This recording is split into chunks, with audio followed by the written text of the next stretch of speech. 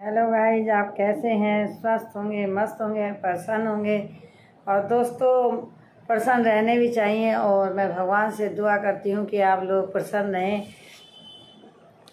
दोस्तों, इस समय घड़ी में बज रहे हैं, देखती हूँ मैं कभी गलत बता दूँ आप लोगों को,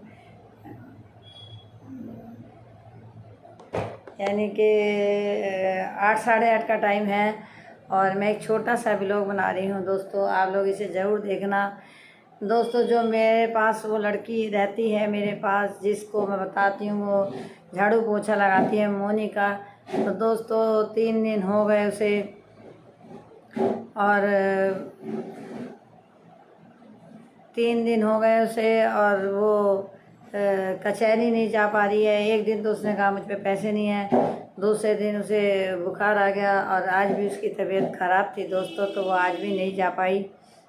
और आज वह उससे उठा नहीं जा रहा है और खाना वाना भी नहीं खा रही है उसकी। 2 दिन तो, एक दिन तो मैंने ही उसे दे दिया था खाना और दूसरे दिन, एक दिन तो मैं ही दे दिया था और दूसरे दिन वो उसे नाश्ता पानी दे दिया था। और आज उसने रात अपने आप बनाया था और अपने गांव गई है वो अपने भाई के पास। तो शायद कल सुबह आएगी और उसको वकील साहब बुला रहे हैं और कल को वो जाएगी और देखते हैं कि क्या होता है। आज फ़िलहाल उसकी तबीयत बहुत ख़राब है। उस बेचारे के पास आटे के भी पैसे नहीं थे, गेहूं के पैसे भी नहीं थे रोटी खाने के लिए। उसने बेचारी ने पता नहीं वो उधार पैसे लाई है या कैसे करा उसने लाई है और वो अपना उसने कल बना के खाई थी। तो जितनी मेरे से हेल्प हुई थी तो दोस्तों मैंने हेल्प कर दी है और आगे भी कर दूंगी। परंतु आपको मैं बता सकती हूँ कि आपको मैंने हर वीडियो में बताया है कि ना मेरे पति है ना मेरा बेटा है, तो मैं भी इतनी कहीं से नहीं कर सकती हूँ ज़्यादा। लेकिन हाँ, मैं फिर भी बहुत करती हूँ। उसके अलावा भी उन लोगों की भी कर देती हूँ, तन से, मन से, धन से, सबसे ही कोशिश करती हूँ। तो आज गाइस वकील ने बुलाया तो था पर नहीं जा पाई है। और उसके नाम कुछ कर्जा भी वो इतना हो गया है कि उसका पति जो है उसके नाम 1.5 लाख रुपए का कम से कम कर्जा कर गया है। और वो बेचारी कहाँ से दे, और जिससे कर्जा ले रखा वो कल फ़ोन उसने सुबह से शाम कर दी। मेरा नंबर उस पर हैगा, वो नंबर मेरा ले गई थी कि मैं तुमसे पूछ लूँगी करके। अब वो मेरे फ़ोन पे फ़ोन करे जाती है तो रात, फिर सुबह से फ़ोन कर रही थी तो रात में 7 बजे मैंने उसकी बात करवाई। जब जाके बहुत तब बैठी और तो कहती मेरे को पैसे दे जा पैसा। उसका पति उस पर उधार कर गया पैसे, तो वो बेचारी उतारेगी, किस्तों में उतारेगी। अभी तो उस पर अपने लिए भी नहीं है और बहुत दुखी है वो। मैं एक माँ हूँ, मेरे भी एक लड़की है, तो मैं उसका दुख जान सकती हूँ। मैंने उसे बहुत तसल्ली भी दी है कि तू चिंता ना कर, मैं तेरे साथ हूँ। फिर भी मैं उसके साथ खड़ी हुई हूँ और जहाँ वो कहती है मैं उसके साथ चली भी जाती हूँ। उसने मुझे कहा एसपी साहब के यहाँ जाने को, तो मैं एसपी साहब के गई। उसने मुझे वकील से कहा तो मैंने वकील के गई, उसके वकील के पास गई। फिर एक वकील और है उसके पास गई, उसने भी कहा कि मैं पैसे लेके फाइल निकाल दूंगा, उसने भी धोखा करा। फिर एक लेडीज है, मैं वो मेरी उससे फ्रेंडशिप है थोड़ी सी, मैंने उनसे कहा तो मुझे उसमें भी कुछ दम नज़र नहीं आया। फिर मैंने एक वकील और करे हैं तो जो कि जिनसे कि हम संतुष्ट तो हैं, पर वो पैसा तो नहीं है उस पर। आज 3-4 दिन हो गए उसे, वो नहीं गई है। तो अब दुख तो होता ही है, बताओ क्या करें। अब देखते हैं, वो कल को शायद जाएगी अपने वकील के पास और उनसे बातें करेगी और फिर जब जो भी कुछ होगा तो मैं बताऊंगी। परंतु जो लड़कियां मुकदमा करती हैं तो मैं उन दोस्तों को, उन लड़कियों को, मेरी बेटियों को, उन बहनों को मैं बताना चाहती हूँ, अगर आपको अपना पति से झगड़ा हो गया है या आप बहुत परेशान हैं तो आप अगर दहेज का मुकदमा डालेंगे तो आपका ज़िंदगी भर आप बरी नहीं हो पाएंगी उससे, और मुकदमा चलता रहेगा, वो फ़ायदा उठाता रहेगा। अगर आपको अपनी ज़िंदगी बचानी है तो सीधा डाइवोर्स का मुकदमा डालें और लोक अदालत से फ़ैसला करवा लें।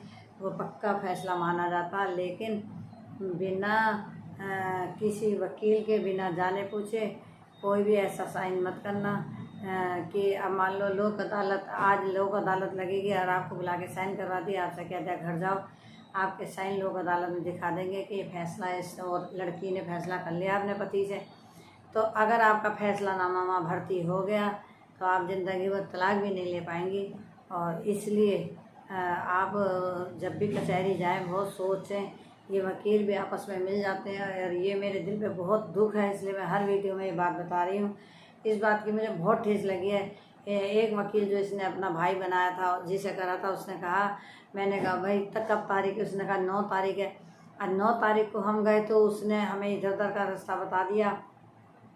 और अब उसने बताया कि इसका कोर्ट में फैसला हो गया है और इसकी फाइल जमा हो गई। अब उसने ऐसा बताया, एक बार में उसने भी पूरी बात नहीं बताई है और मेरा बहुत गुस्सा है उसके ऊपर, बहुत ज़्यादा गुस्सा है।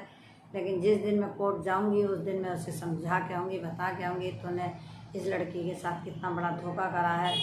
तो दोस्तों, जिन लड़कियों को अगर अकल नहीं है कोर्ट के बारे में तो पहले वकील 3-4 वकील, कम से कम 4-5 वकीलों से पहले सलाह करें। और ज़्यादातर जब भी कोई मुकदमा करें तो उसका ठेका कर लें एक बार, कि भाई तुम अभी ठेका बता दो कितने में लोगे। फिर बीच में कोई पैसा नहीं दिया जाएगा, ना हम पे है। तो पहले ही तय कर लो, क्योंकि अगर आप तय नहीं करोगे तो ये वकील रोज़ पैसा ठगते रहते हैं। और जब आप ठेका भी करोगे तो उसमें भी पैसे एकदम नहीं देना, उसको भी 3-4 हिस्सों में पैसे देना। तय कर लेना कि हम मान लो वो कहता है कि आपका 1 साल मुकदमा चलेगा, तो उस पैसे को 4 हिस्सों में वो करो, 3 हिस्सों में बांट दो कि एक 3 महीने बाद देंगे, किसी दूसरी 6 महीने बाद, तीसरी 9 महीने बाद। 4 किस्तों में उसका पैसा अदा करो, 4 इंस्टॉलमेंट पे।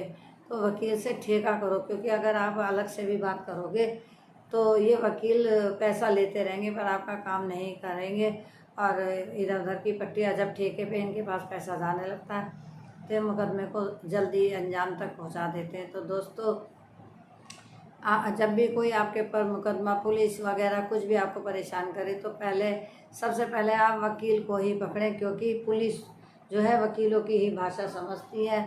हम कितना भी हम पुलिस में चले जाएं तो कहते हैं आप एक कागज़ कोरा पकड़ा देते हैं कि लिख के दे दो अपनी शिकायत। उस कोरे कागज़ से क्या हो रहा है? जब वो रिसीव नहीं करते रिपोर्ट तो कुछ फ़ायदा नहीं है।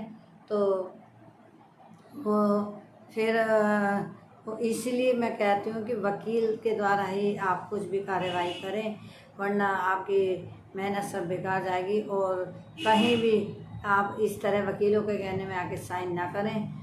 आप जो साइन करने जा रहे हैं वो कागज़ किसी और वकील से ज़रूर पढ़वाएं कि मैं थोड़ा मुझे टाइम दो और ये कागज़ दो, मैं पढ़वाना चाहती हूँ। तब आपको पता चलेगा। वकील बहुत चालाकी से काम लेते हैं। तो दोस्तों, आपको मेरी वीडियो कैसी लगी और आप बताना। मेरे चैनल को लाइक सब्सक्राइब करना, मेरी वीडियो को ज़रूर देखना। Thank you.